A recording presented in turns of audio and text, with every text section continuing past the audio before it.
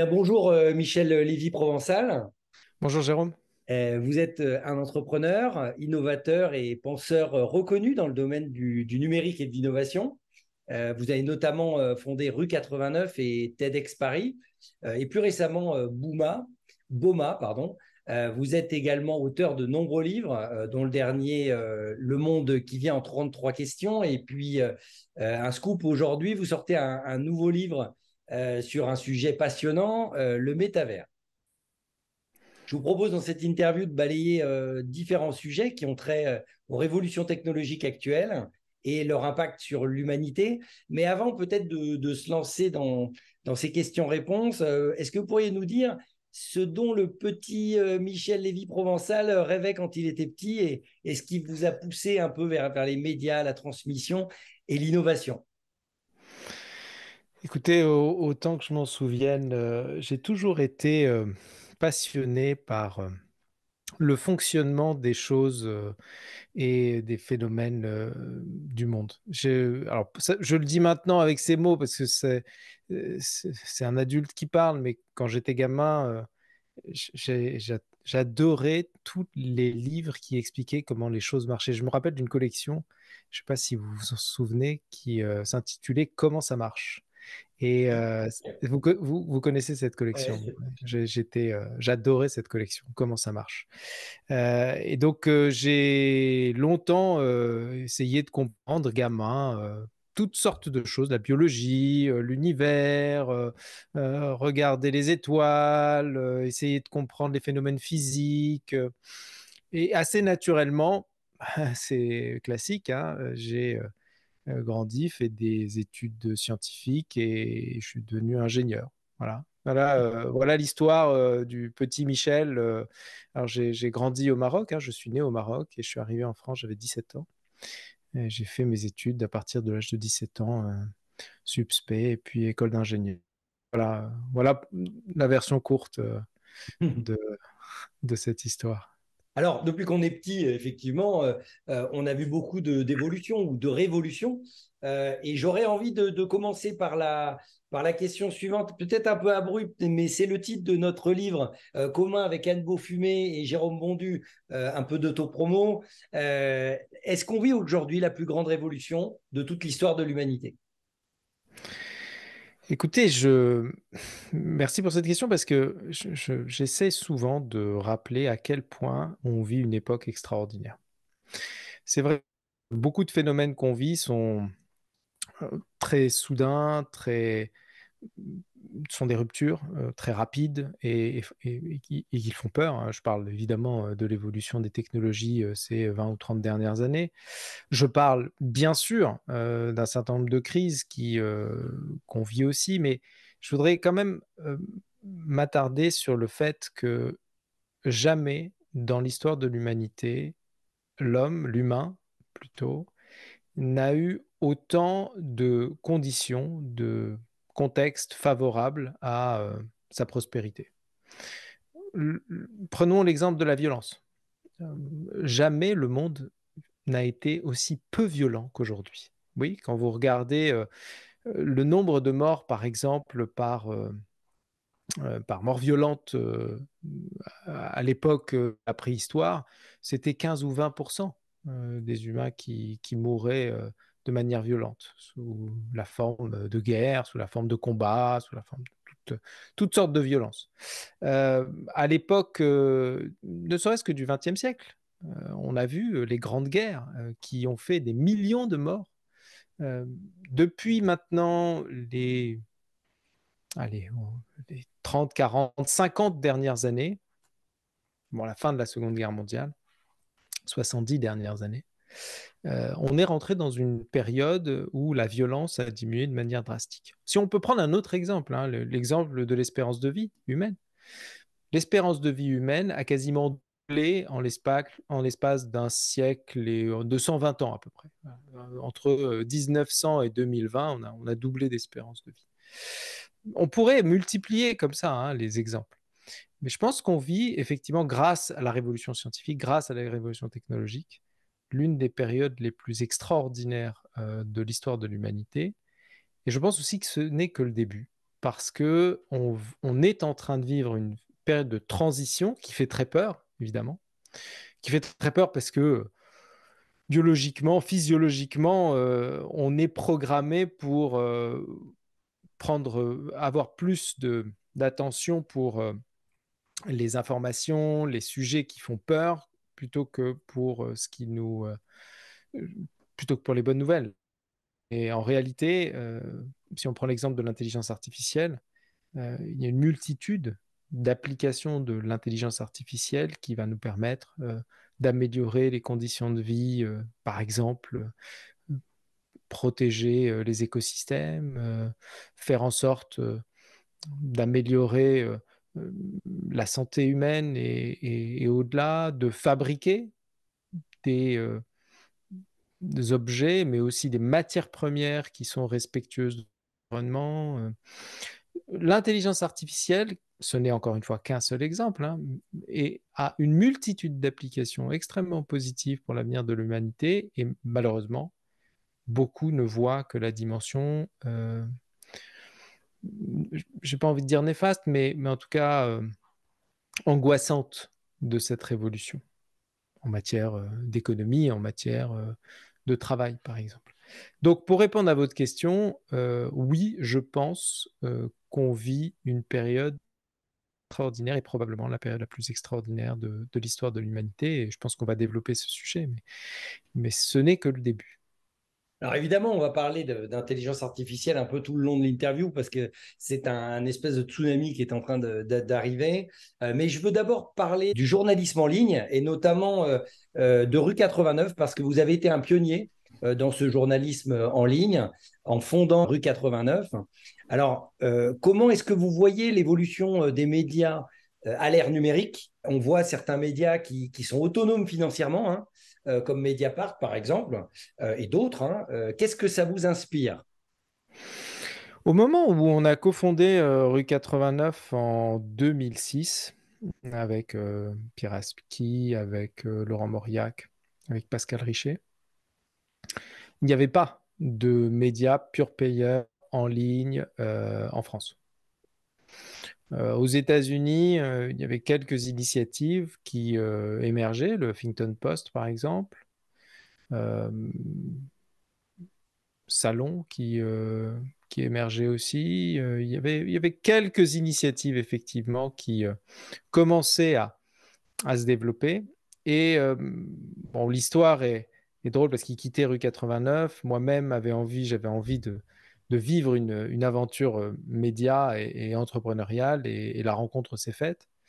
Et, euh, et à l'époque, je me rappelle, vous avez cité Mediapart, un concurrent émergeait aussi en France, après le lancement de Rue 89, ou quasiment en même temps, c'est Mediapart. Et les deux avaient des modèles extrêmement différents, des modèles économiques extrêmement différents. Le premier, Rue 89, avait un modèle basé sur la publicité, euh, une approche gratuite, et le second, Mediapart, avait une approche payante, avec un modèle basé sur la souscription et beaucoup aussi des aides de l'État, soyons clairs.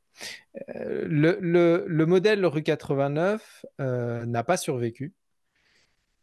Si je l'analyse avec un peu de recul, c'est vrai que ça a été une comète et quelque chose de révolutionnaire, hein, parce qu'à l'époque, c'était le premier média porté par des journalistes qui avaient vocation à donner la parole à des experts non journalistes. Et le problème, c'est que la dimension technologique de Rue 89 n'a pas été assez prise au sérieux. Et ça a été un énorme problème parce que ce qui aurait pu être développé sous la forme, par exemple, du début d'un data du début de l'analyse des comportements des utilisateurs sur la plateforme, d'une monétisation fine des profils des abonnés gratuits, hein, à Rue 89, n'existait pas du tout. Ce qui fait que la publicité n'était pas du tout ciblée, pas du tout efficace, pas du tout rémunératrice. et ce qui a fait péricliter Rue 89, qui a été racheté par l'Obs évidemment, mais dans des conditions qui n'ont pas vraiment permis à Rue 89 de se développer. Paradoxalement, Mediapart, je ne parle pas de ligne éditoriale parce que je n'adhère pas du tout à la ligne éditoriale de Mediapart, mais j'analyse juste le média en termes de business model, a réussi à perdurer, a réussi à fonctionner avec un modèle entre guillemets traditionnel, hein, mais avec des outils de diffusion modernes. Et la leçon que j'en tire, c'est que quand on essaie de révolutionner ou disrupter un secteur, il faut se donner les moyens des disrupteurs. Et aujourd'hui, les moyens des disrupteurs, c'est avant tout la technologie et d'embrasser pleinement les outils, les méthodes, les business models qui se développent autour de ces technologies. 2006-2007, c'est le début de l'arrivée de Facebook, hein. On aurait pu voir l'évolution du marché de la publicité évolue en même temps que Facebook avec le développement de CRM, avec le développement d'analyse de data. On ne l'a pas fait. Bon, c'est l'erreur de Rue 89. En parallèle, Mediapart a poursuivi son chemin avec un modèle traditionnel et continue à vivre grâce à ce modèle. Tant mieux pour eux. Même si, encore une fois, je n'adhère pas du tout à leur ligne éditoriale. On a parlé de la technologie et de l'IA. Justement, quel est l'impact pour vous des nouvelles technologies sur le journalisme? Et puis une deuxième question qui est un peu le pendant négatif de ce que je dirais comme côté positif de la technologie, c'est quelle est votre opinion sur la désinformation aujourd'hui et puis les fake news à l'ère des réseaux sociaux? Oui, on vit une période troublante au regard de ce que sont capables aujourd'hui de produire ces technologies. L'intelligence générative en l'occurrence, la capacité de manipuler toutes sortes d'informations et toutes sortes de formats d'informations. Au début le texte, ensuite l'image, de plus en plus la vidéo, demain les environnements 3D interactifs. Et donc face à ça, plusieurs réponses possibles. Certains sont partisans, par exemple, du moratoire autour de l'intelligence artificielle générative, en disant c'est beaucoup trop dangereux, il faut absolument freiner ou arrêter même l'évolution de ces technologies. C'est littéralement impossible, pour plein de raisons. D'abord parce qu'aujourd'hui, ces modèles d'IA génératifs sont en open source, ils sont diffusés à la vitesse de la lumière. Quand on compare l'IA à l'arme nucléaire, ça n'a aucun sens. Des ogives nucléaires sont stockées dans des environnements physiques extrêmement sécurisés. Aujourd'hui, les modèles d'IA générative se diffusent à la vitesse de la lumière sur les réseaux et peuvent être utilisés assez facilement par, pas n'importe qui, mais des ingénieurs qui ont compris comment on peut les utiliser. Donc, le moratoire, l'interdiction, ça n'a pas de sens. La seconde approche consiste à imaginer une sorte de bac à sable. Alors, par exemple, si on prend le cas des partisans de l'IA souveraine, en France en l'occurrence, ou en Europe, une sorte de bac à sable où la souveraineté technologique complète des solutions qui seraient utilisées par des acteurs français ou européens serait la solution pour nous permettre d'être indépendants dans ce monde aussi dangereux qu'on peut l'imaginer. Bon, c'est une belle idée, mais encore une fois, c'est une idée qui est une utopie aujourd'hui qui n'a aucun sens. Et je vais vous dire pourquoi. Alors, c'est vrai que certaines briques souveraines sont possibles. On voit apparaître certains modèles sur le marché qui sont des modèles français ou européens. Je pense à Mistral, par exemple, ou alors des modèles open source, d'ailleurs, qui peuvent être exécutés sur des environnements, entre guillemets, souverains. Le problème, c'est bien l'environnement. C'est-à-dire qu'aujourd'hui, en France et en Europe, il n'existe pas d'infrastructure permettant à la fois d'entraîner, mais aussi d'exécuter, de faire de l'inférence grâce à ces modèles, qui soient 100% souverain. Vous n'allez pas avoir d'infrastructure matérielle, hein, des solutions avec des puces extrêmement puissantes, les fameuses puces d'NVIDIA par exemple, ou les nouvelles générations de ces puces, euh, en France ou en Europe, à très grande échelle, hein, comparable à celle des GAFA, hein, comparable à celle de Google, comparable à celle d'Amazon ou comparable à celle de Microsoft, qui permettent d'avoir une solution de bout en bout souveraine. Ça n'existe pas encore. Et je pense que ce n'est pas prêt d'exister parce que ces acteurs qui déploient des solutions d'infrastructures souveraines sont ceux qui ont les moyens de le faire, les GAFA, et ils ont les moyens de le faire parce qu'ils ont en parallèle des plateformes à faire tourner, avec des utilisateurs en masse à l'échelle globale qui, parce qu'ils utilisent ces plateformes, financent ces plateformes.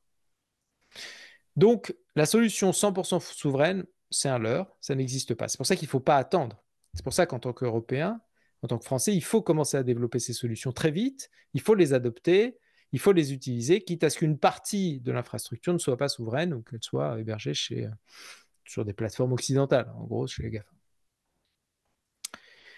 Et puis, il y a une dernière approche qui consiste à imaginer que nous soyons non pas indépendants, mais interdépendants.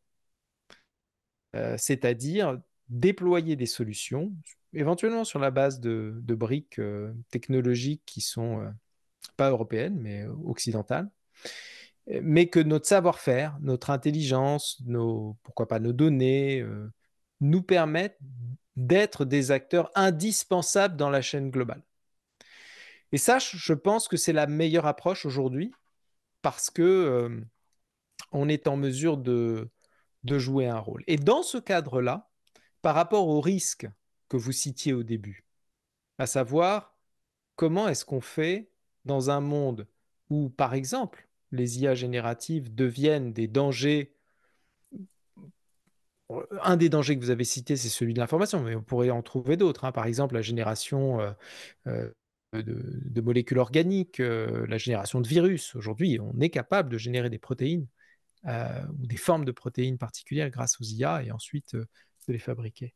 Eh bien, moi, je pense que dans cette idée d'une coopération globale, dans cette idée d'être un acteur responsable de l'usage de l'IA, il y a une dimension citoyenne qui est extrêmement importante. Et je vais invoquer la parabole ou la métaphore du vaccin qui me semble être extrêmement pertinente dans ce cadre-là.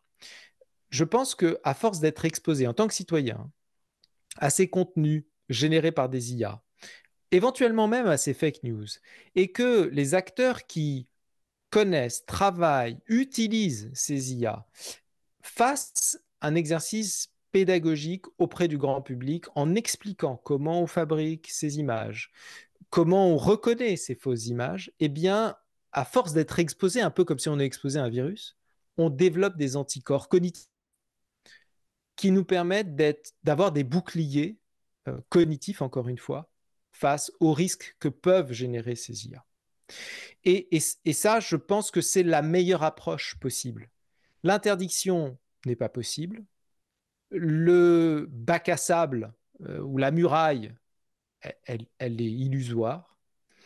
Donc, reste la dernière solution, et la dernière solution pour y parvenir euh, passe par l'éducation, passe par la compréhension des processus, passe par l'utilisation, la familiarisation et l'intégration des capacités et des risques de ces solutions.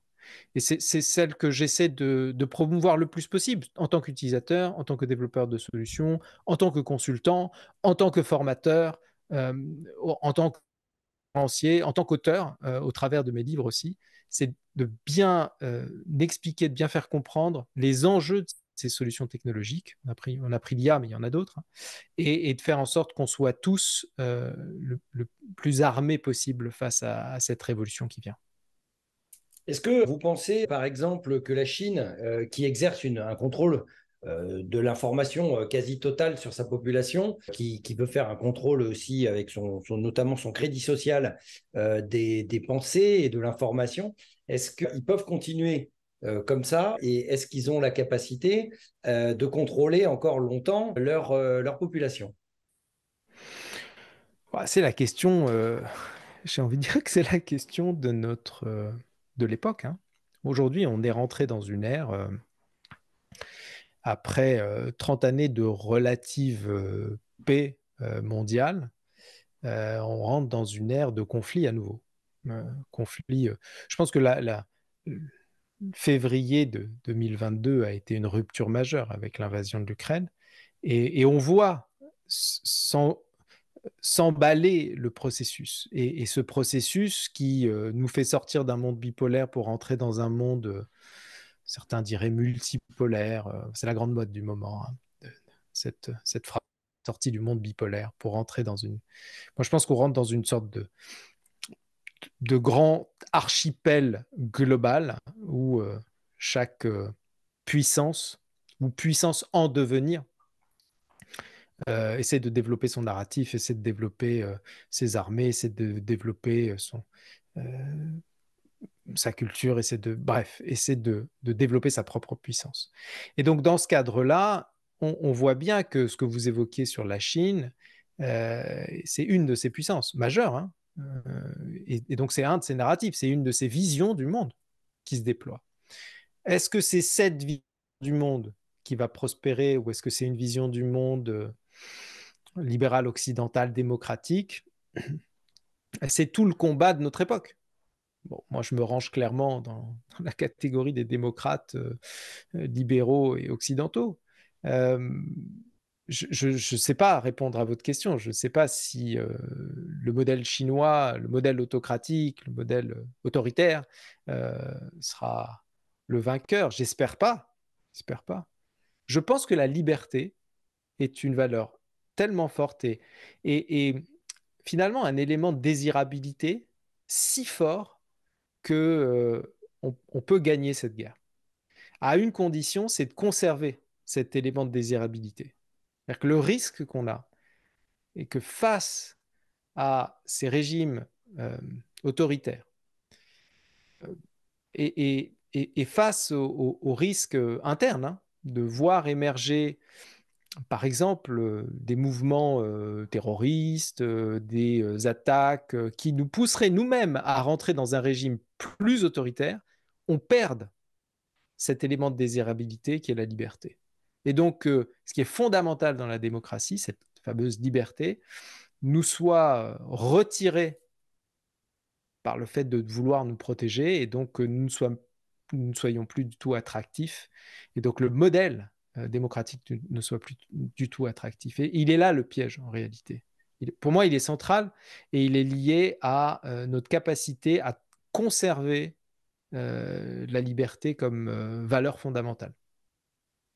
Voilà, on va rester sur l'information et le partage de la connaissance, mais sur un angle différent avec les conférences, les talks, parce que vous êtes également le fondateur de TEDx Paris. On voudrait peut-être avoir, avant de poser une autre question, avoir votre retour sur les plus grands moments que vous avez connus dans cette aventure.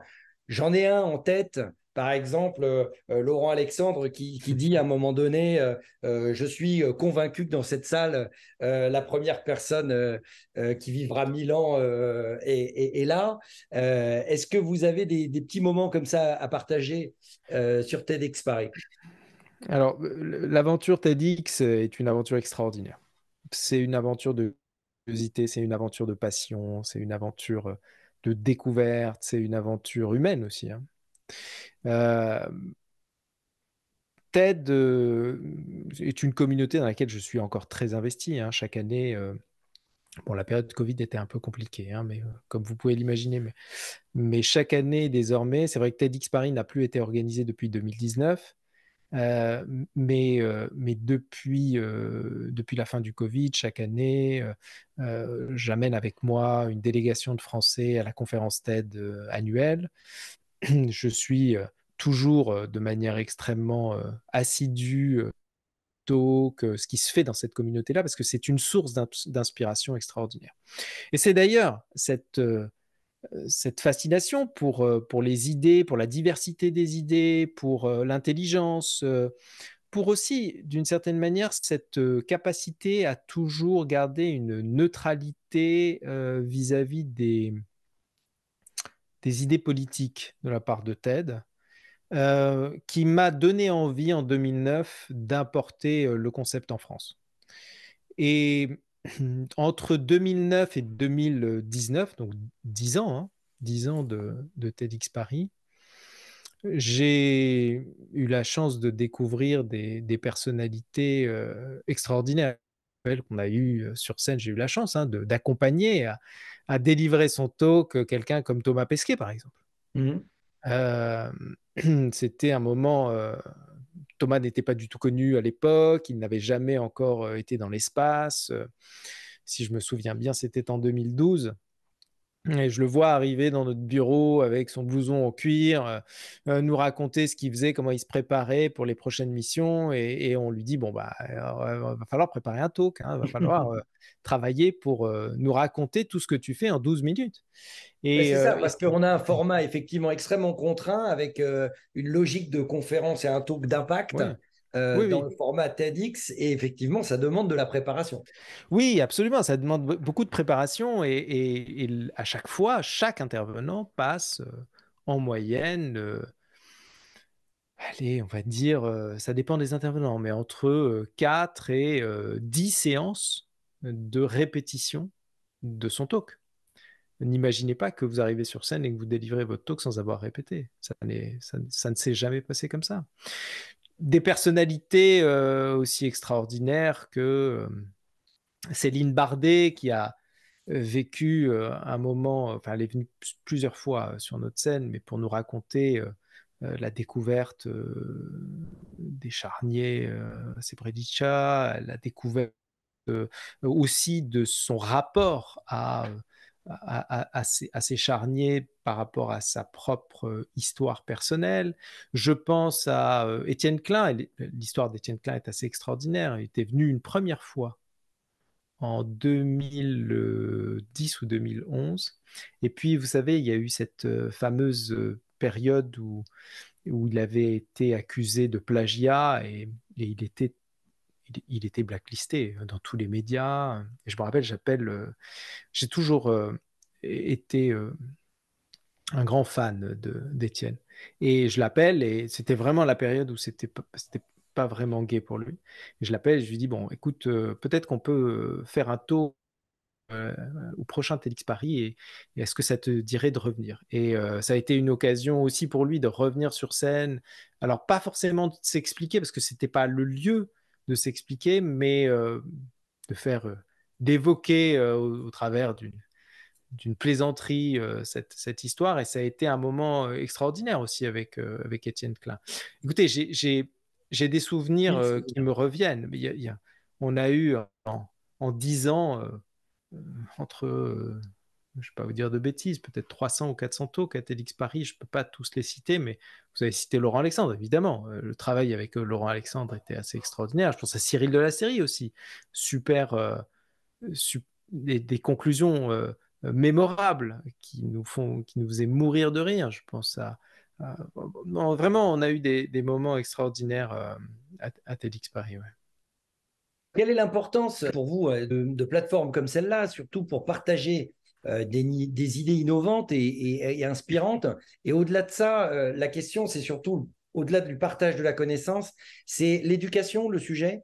Vous en avez parlé au tout début, c'est qu'une démocratie a une vision, une visée, j'ai envie de dire, éducative avant tout, parce que c'est ce qui permet peut-être de perdurer à la démocratie. Comment vous voyez l'éducation aujourd'hui et quel rôle doit-elle jouer dans le partage, la transmission des connaissances à l'heure de l'IA ou à l'heure de ChatGPT, comme on pourrait plagier le titre d'un livre de Laurent Alexandre? On est à un moment de l'histoire où un PhD qui vient d'avoir son diplôme voit ses compétences obsolètes au moment où il rentre sur le marché du travail. C'est-à-dire que les choses avancent si vite. Et en matière d'IA, je peux vous dire que c'est très compliqué de suivre le rythme également. Euh, les choses avancent si vite que on ne peut plus se permettre de considérer que on a fait des études et qu'on sort du cadre des études pour entrer dans le marché du travail, par exemple. Ça n'a plus de sens de penser comme ça. On doit considérer, avec la vitesse à laquelle le monde évolue, pas que les technologies, hein. Regardez la crise géopolitique, regardez la crise climatique, que on doit réserver, je considère personnellement qu'il faut réserver entre 8 et 12 heures par semaine pour apprendre. Désapprendre ce qu'on a appris, réapprendre des nouvelles compétences et apprendre à apprendre. Quand je dis apprendre à apprendre, c'est que je veux parler non pas des méthodes que aujourd'hui d'ailleurs, dès le plus jeune âge, hein, j'ai une fille de 11 ans, je découvre qu'à l'école, on leur apprend des d'apprentissage. Je trouve ça extraordinaire. Moi, à mon époque, on ne m'apprenait pas à apprendre. On ne m'apprenait pas, par exemple, à gérer mon niveau d'attention. Vous savez, il y a des méthodes pour ça. La fameuse méthode Pomodoro, 25 minutes de concentration, 5 minutes de déconcentration. On peut se permettre de décompresser un peu, repartir sur une période de 25 minutes et faire ça pendant 3 à 4 fois avant de faire un break. C'est un exemple. Il y en a plein d'autres des exemples. Par exemple, sur la question de la mémoire, le système des flashcards, la courbe de la mémoire, comprendre que on est obligé de réviser, par exemple, tous les 2, 3 jours pour conserver un niveau de mémorisation important. Tout ça, je l'ai appris vraiment sur le tard. Moi, je m'aperçois que ma fille de 11 ans apprend à l'école et je trouve ça extraordinaire. Et il faut conserver cette capacité d'apprentissage et d'adaptation aussi aux méthodes d'apprentissage. L'IA est révolutionnaire en matière de méthodes d'apprentissage. Révolutionnaire. Ne serait-ce qu'un dialogue avec ChatGPT vous permet, par exemple, de rentrer dans une matière et de commencer à comprendre des mécanismes. Il a fallu passer des heures et des heures à commencer à juste percevoir avant qu'il y ait cette capacité d'interaction avec un chat GPT. Donc, passer, oui, c'est ça, une dizaine d'heures par semaine à, euh, à apprendre en tant qu'adulte, hein, c'est pour moi absolument clé. Et ça passe par plein de choses. Ça passe par la lecture de livres, ça passe par, pourquoi pas, regarder des vidéos sur YouTube, oui. Ça passe par suivre un certain nombre de personnes sur Twitter. Ça passe par dialoguer avec ChatGPT de manière pertinente, parce que ChatGPT hallucine beaucoup. Donc, il faut savoir l'interroger de sorte à ne pas tomber dans les pièges de l'hallucination. Utiliser l'IA pour aller plus vite, résumer livres, faire en sorte d'écrire plus vite aussi, euh, faire en sorte de mieux classer, ordonner, organiser ces contenus, ces données, ces informations. Euh, tout ça, c'est l'ère de l'intelligence augmentée finalement. Et on est rentré dans cette ère-là.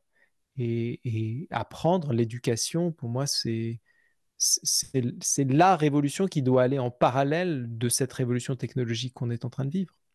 Donc, donc oui, il faut prendre cette révolution-là aussi très au sérieux. Alors, on vit un nouveau monde, on l'a évoqué, hein, et dans ce nouveau monde, bah, les entreprises doivent se réinventer, se transformer. Encore une nouvelle création que vous avez faite avec la société ou l'agence Brightness, qui accompagne les entreprises justement dans leur transformation. Quels sont pour vous les plus grands défis auxquels sont confrontées les entreprises aujourd'hui à l'ère numérique? La vitesse. La vitesse de la transformation qui génère nécessairement de la résistance au changement, qui implique d'arriver à aligner le plus possible les parties prenantes de l'entreprise dans un engagement commun pour faire évoluer ces organisations-là. Et donc, c'est pour ça que la mécanique est importante à comprendre. Vitesse, résistance, nécessité de penser l'engagement de toutes les parties prenantes. Et on se positionne sur cet engagement-là, c'est-à-dire que notre job, notre rôle, c'est de créer les conditions de cet engagement. Alors, on le fait de plein de manières possibles. Historiquement, c'est la même équipe qui a organisé TEDx Paris et qui travaillait à l'identification à la fois des personnalités émergentes, des idées émergentes.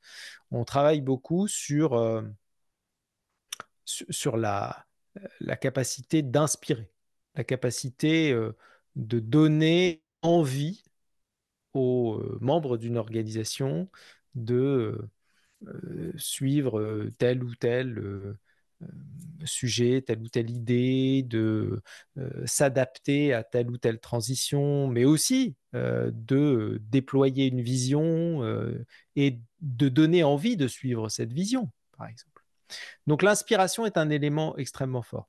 Et puis, il y a une deuxième étape qui est la formation. C'est-à-dire que de plus en plus, des entreprises sont venues nous voir pour nous demander d'aller un cran plus loin. L'inspiration, c'est bien, mais ça ne suffit pas. On doit pouvoir aussi acquérir des compétences. Et donc, aujourd'hui, on accompagne aussi beaucoup d'acteurs, des grands groupes principalement, à construire des programmes de formation qui ont une particularité, qui ont un ADN particulier, qui vient de notre capacité à créer des expériences de transformation, comme TEDx Paris, comme on n'a pas parlé de l'échappée volée, mais l'échappée volée a été aussi pour nous l'occasion d'expérimenter des formats particuliers qui sont des expériences transformatrices. Et donc, on les aide, on travaille beaucoup avec les universités internes des entreprises pour identifier d'abord des soft skills, pour identifier les personnalités qui peuvent transmettre ces soft skills et les programmes qui vont avec, et de créer des expériences de formation. Je dis expériences de formation, pas simplement des programmes de formation, parce que ça fait appel à plusieurs moyens, pas simplement la formation traditionnelle avec un pupitre et quelqu'un qui parle. Voilà ce qu'on fait. Donc, je ne l'ai pas évoqué, mais c'est assez logique, hein. Les formats TED, par exemple, sont des formats inspirationnels qui sont, euh, sont des onshore. C'est Stigler qui disait ça. Je trouvais ça très, très juste. Stigler disait un TED Talk, ça n'apporte pas une compétence, ça n'apporte pas une connaissance. Ça donne envie de découvrir un domaine.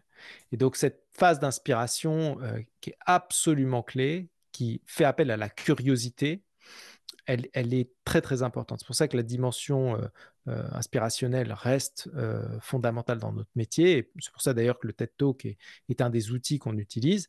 Et ensuite, la deuxième étape qui est d'aller plus loin, de faire en sorte de s'intéresser pour acquérir des compétences, expérimenter, utiliser, se tromper, travailler avec les autres, transmettre. La meilleure façon d'apprendre, c'est de transmettre, c'est d'enseigner. Donc, cette dimension-là aussi est très importante et c'est ce qu'on développe dans la partie formation et des programmes de transformation qu'on déploie au sein de Brightness. Vous avez parlé de l'échappée volée. L'échappée volée, c'est un do tank Oui. et ça diffère d'un think tank traditionnel qu'on connaît plus. Est-ce que vous pouvez nous en dire deux mots? Oui, l'échappée volée est une initiative que j'avais lancée en 2013 sur un constat qui était c'est un peu le constat que j'ai fait là en se disant l'inspiration c'est super, mais on a envie d'aller un peu plus loin. Et pour aller plus loin, pour apprendre, finalement pour acquérir des compétences nouvelles dans ce monde qui se transforme si vite, il faut agir, il faut expérimenter, il faut faire. Et donc on est allé chercher des gens qui font, des gens qui nous permettent de comprendre comment on fait. Par exemple, on me rappelle à une des échappées, on a expérimenté pour la première fois l'usage de la blockchain. Alors ça voulait dire quoi, hein? Je vous parle de ça, c'est en 2014. Hein. L'usage de la blockchain, c'est 10 ans presque. L'usage de la blockchain, c'était quoi? C'était acheter à l'époque notre premier Bitcoin, c'était donc avoir un wallet, c'était de comprendre quand on achetait ce que ça voulait dire, quand on payait avec un Bitcoin quelque chose. À l'époque, le Bitcoin ne valait pas grand-chose, hein. Il fallait On les avait, garder. il fallait les garder. Certains les ont gardés et nous ont remerciés d'ailleurs. Euh, donc ça, c'était un exemple. Un autre exemple, les biotech et la biologie synthétique. On avait déployé un mini labo pour manipuler l'ADN de bactéries pour qu'elles deviennent luminescentes. C'était des choses concrètes. Vous voyez, c'était pas juste des discours. C'était l'occasion de mettre la main à la pâte. C'était l'occasion de mettre les mains dans la glaise et de faire en sorte d'apprendre en faisant. Learning by doing. C'était pour ça que c'était pas un think tank, c'était un do tank.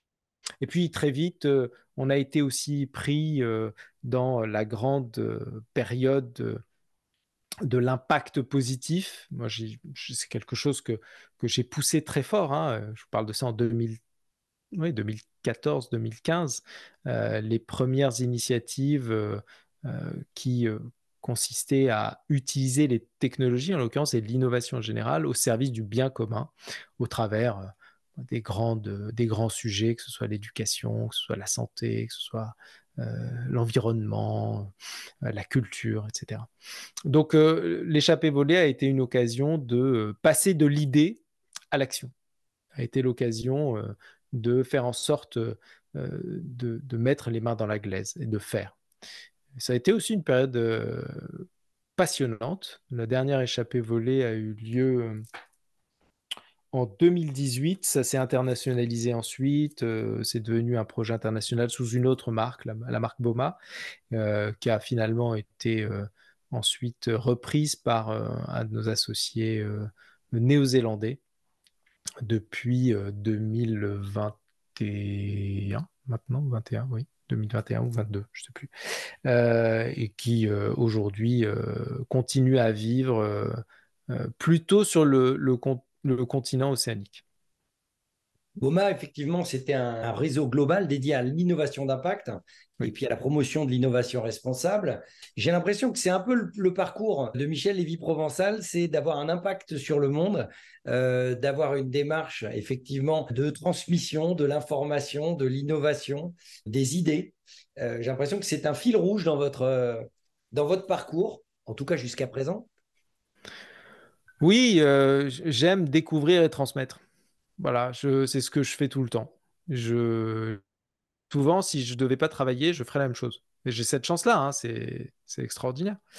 Mais oui, oui, je passe en moyenne 3 à 4 heures par jour à découvrir des choses et, euh, et je passe le reste du temps à essayer de les transmettre sous plein de formats.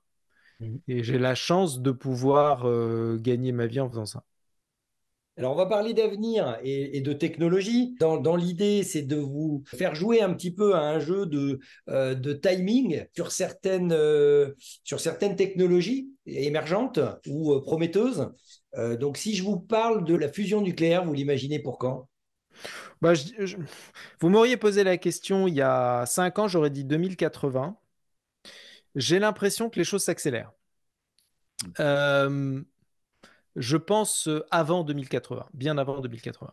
Le space mining, Le space mining, c'est-à-dire aller c'est-à-dire chercher aller des chercher des matériaux dans matériaux, ouais, l'espace, dans des dans les météorites en astéroïdes, l'occurrence. etc. Les astéroïdes, les météorites, etc. Écoutez, je sais qu'il y a un marché phénoménal derrière ce sujet. Je ne suis pas un expert hein, du sujet, mais je m'y suis intéressé à un moment donné.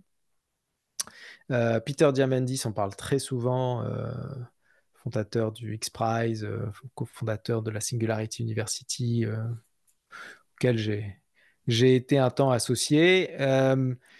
Je suis, je pense que ça va arriver. À quel horizon, si c'est votre question, j'aurais dit plutôt à l'horizon de la fin de ce siècle, à l'échelle importante, parce que la conquête spatiale va évidemment reprendre dans les décennies qui viennent. Euh, Musk essaie de nous amener sur Mars en 2030. Il va nous falloir de la matière première, il va nous falloir de l'énergie. J'espère juste que ça ne consistera pas à aller chercher des matériaux pour les ramener sur Terre, encore une fois, parce que notre pauvre Terre est déjà dans un sale état.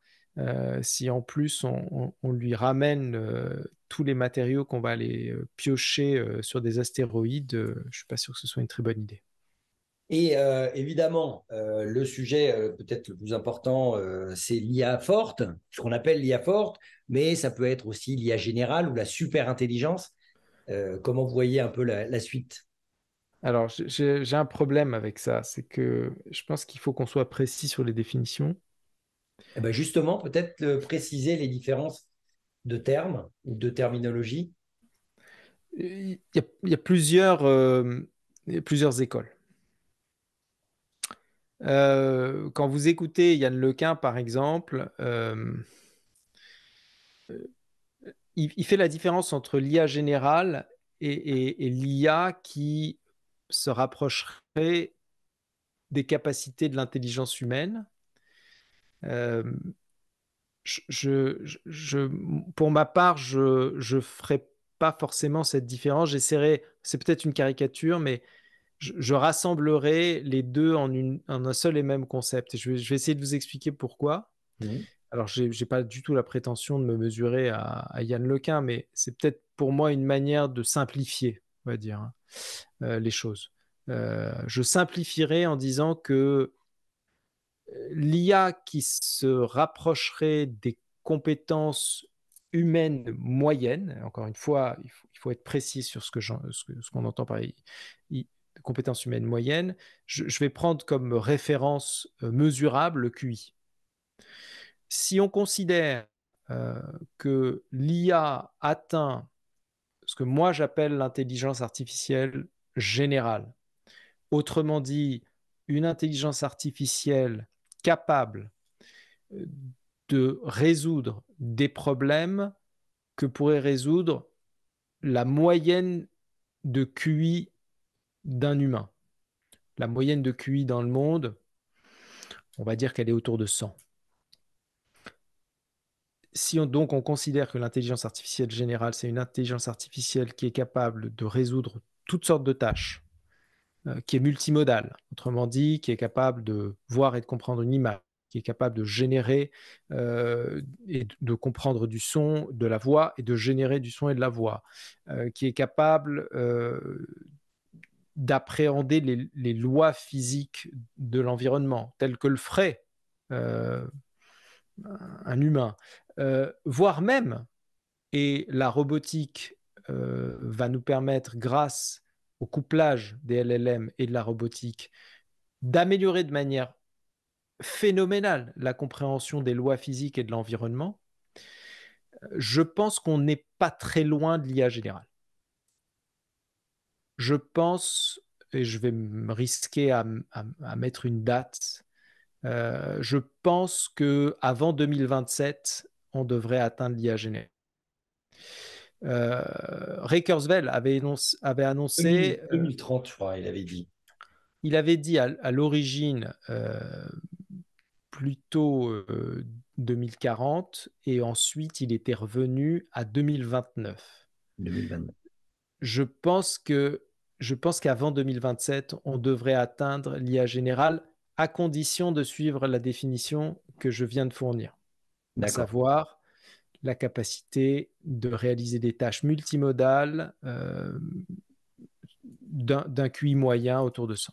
Il faut savoir qu'aujourd'hui, ChatGPT, certaines tâches, pas pour toutes, dépassent très largement ce QI. Bien Très, sûr. très largement. Il réussit tous les Mais, tests, effectivement, du exactement. barreau, etc. Mais le mot important, c'est général, c'est-à-dire cette capacité à avoir une, une approche vraiment holistique sur tout ce qu'on peut percevoir. Et ensuite vient la question de la super-intelligence. Qu'est-ce qu'on met derrière ce terme, super-intelligence? Dépasser l'intelligence humaine moyenne? Bon, par évolution incrémentale, logiquement, elle devrait venir à N plus 1, c'est-à-dire dès qu'on a Hmm. atteint la GI, on devrait atteindre la superintelligence. Je pense que ce n'est pas forcément la meilleure manière de la définir, je dirais que la superintelligence, c'est celle qui consisterait à créer une intelligence artificielle qui a conscience d'elle-même, qui a conscience d'elle-même et qui a une certaine autonomie d'action.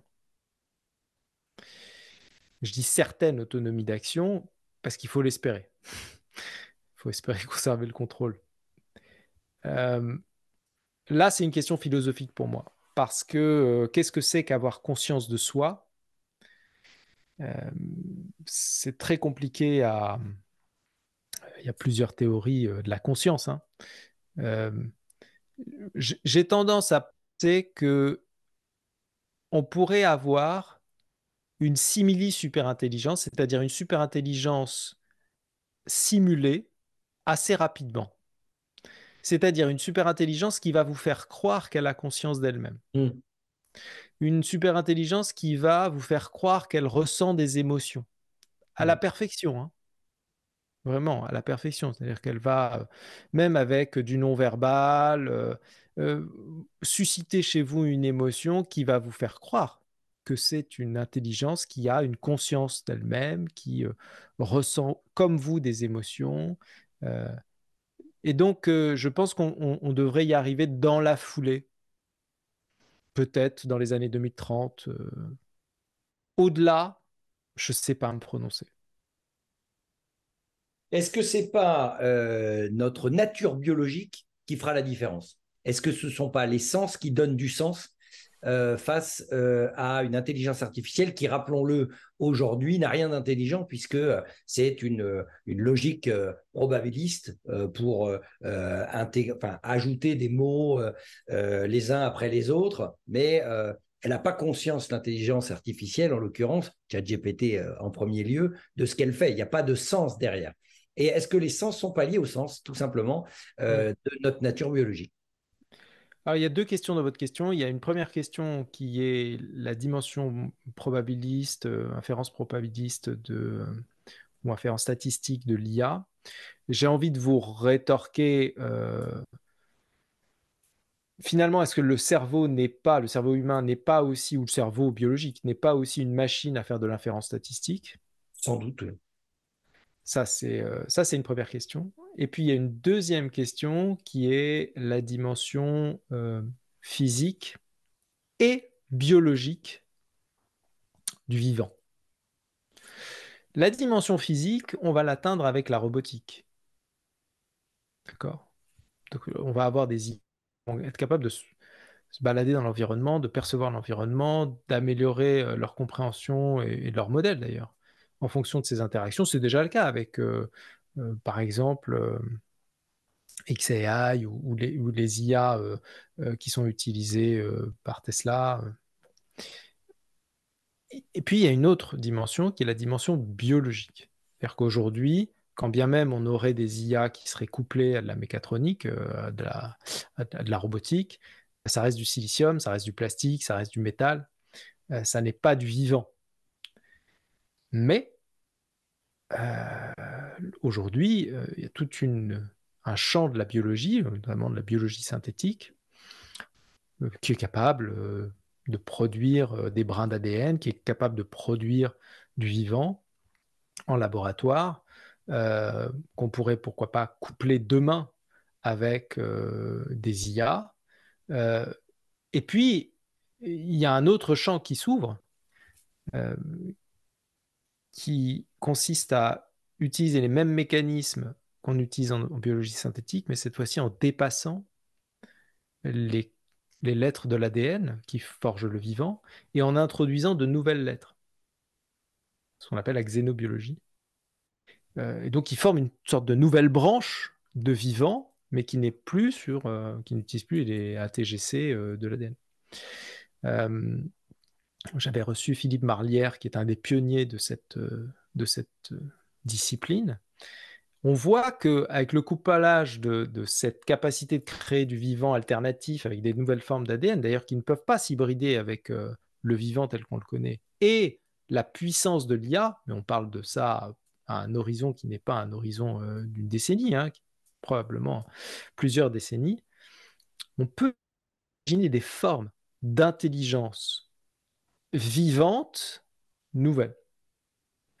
Et ça, c'est un champ fascinant qui ouvre sur des possibilités de l'évolution du vivant au sens large dans les décennies, voire les siècles qui viennent, vertigineuse. Par rapport à ce que vous venez d'évoquer, qui est passionnant, et également ce dont on entend beaucoup parler sur la logique d'hybridation homme-machine avec les puces intracérébrales, notamment celle de Neuralink d'Elon Musk, est-ce que ce n'est pas deux sujets qui nous amèneraient vers une certaine post-humanité? Oui, oui, bien sûr, on est en train de construire ce post-humain. Mais en même temps, je veux dire, si, vous savez, il y a cette théorie des long-termistes qui voient l'évolution du monde et de l'humanité, et non pas à l'échelle du siècle, mais à l'échelle des centaines de milliers d'années, voire des millions d'années. Il n'y a pas de raison qu'on soit la toute dernière espèce. Donc, surtout avec l'accélération qu'on vit, sauf si une catastrophe nous tombe sur la tête, catastrophe climatique, euh, d'autres catastrophes, hein, catastrophes sociales ou politiques, il n'y a pas de raison qu'on reste ce qu'on est. On n'est qu'une chaîne dans le... On n'est qu'un maillon dans la longue chaîne de l'histoire de l'humanité. Je parle, nous, humains de l'année 2023. Hein. Donc moi, ça ne me choque pas, cette idée du post-humain. Pas du tout. Vous avez parlé de révolution potentielle sociétale, etc. Comment vous voyez l'équilibre entre l'adoption rapide des nouvelles technologies, qui va de plus en plus vite, qui s'alimentent les unes les autres, j'ai envie de dire, et la nécessité de considérer les implications éthiques et sociétales qu'elles vont nécessairement provoquer? Et c'est le sujet. Comme je vous le disais, si on veut pouvoir voir l'évolution de l'humain, ou tout simplement continuer que les générations futures puissent vivre, il nous faut absolument gérer cette vitesse dans laquelle on est rentré, cette accélération dans laquelle on est rentré. Accélération de la transformation des phénomènes technologiques qui ont un impact à toutes les échelles. Échelle éthique, échelle politique, échelle sociale, échelle économique. Et donc, oui, il nous faut accompagner cette transition. Elle nécessite évidemment de la régulation, évidemment. Elle nécessite de l'éducation, bien sûr. Elle nécessite aussi de garder une certaine vision. Moi, je pense qu'il faut garder une vision optimiste de notre avenir. Que cette approche qui consisterait à penser qu'il faut tout arrêter et tout conserver dans le formol parce que on va droit dans l'abîme euh, est, est une vision qui pour moi est mortifère. Je garde désespérément, j'ai envie de dire, chevillé au corps, un optimisme, pas béat et naïf, mais un optimisme, j'avais envie de dire conquérant, mais c'est pas le bon terme, acteur, actif, un optimisme raisonné qui se traduit par le fait d'essayer de faire des choses, d'agir, de construire positivement avec les moyens et les outils qu'on a aujourd'hui. Si on n'a pas cet optimisme, évidemment, on est foutu. Conserver cet optimisme, c'est pour moi un prérequis pour l'avenir. C'est ce qu'on doit, en fait, à nos enfants et nos petits-enfants. C'est certainement pas d'avoir une vision catastrophiste du monde.